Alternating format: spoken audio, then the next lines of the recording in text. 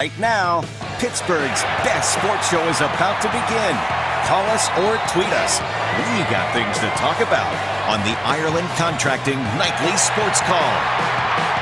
All right, Ken, thanks very much. Good evening, everyone, and welcome to another edition of the Ireland Contracting Nightly Sports Call right here on Pittsburgh CW. We are here 7 nights a week, and we invite you to call us at 412-575-2600. That is the number of the Bordas and Bordas hotline. Bob Pompeani, flanked by Gene Collier of the Post-Gazette.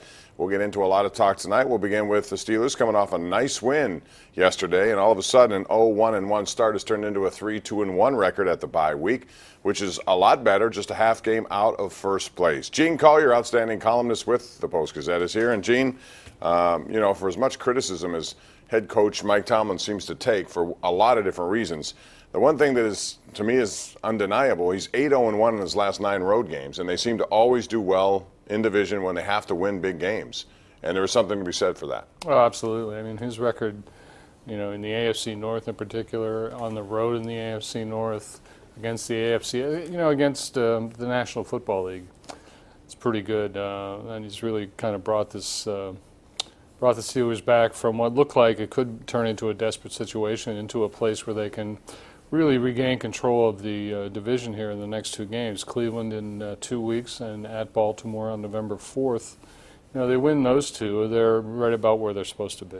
Yeah, and the schedule does get harder. They have a first-place schedule, so they play New England, the only team in the division to do so. That comes with a penalty for being the best team in the division, as they were last year at 13-3. But the bottom line is they have a lot of talent, especially on offense. Their defense seems to be getting better as this thing rolls on, which is good.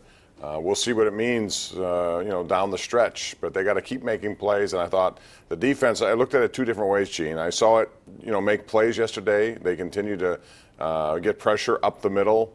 They did some good things. But on those 2 drives right at the end of the first half and right at the end of the game, they made it too easy on Cincinnati to move all the way down the field and turn those into touchdowns. That's a little disconcerting. Well, sure. And if, the Steelers don't come back and win the game, that's all we're talking about today is those 2 drives against the defense, one at the end of the half, one at the end of the game. It took Cincinnati virtually no time to score the touchdown that put them ahead. They got a lot of help, obviously, from Artie Burns.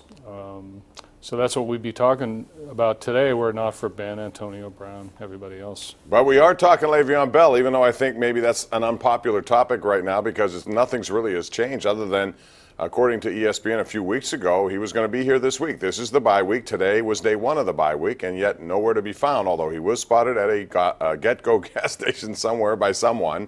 I don't know if that's a reliable source, but the bottom line is if he's not going to be here this week, when does he come in? And do you believe anything that he says or his camp says at this point, Gene? And quite frankly, I think the Steelers are pretty confident that James Conner can continue to carry the workload. He's done it better than most backs in the NFL this year. He's 5th in rushing.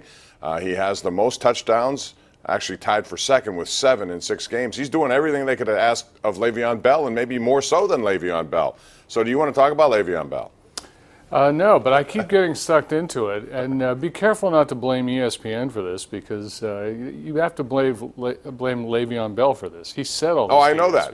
I know it.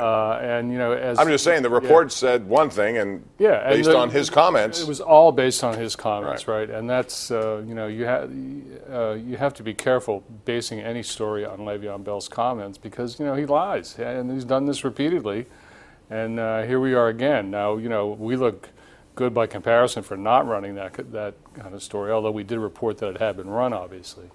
But yeah, here we are. I mean, I can't remember on this show ever talking so much about someone who's not been a factor in the season. Yeah, and someone who's gone against his word twice now and offended his teammates in the process the first time. I think they don't expect anything now until he does show up. And when he does, we have another conversation to take on.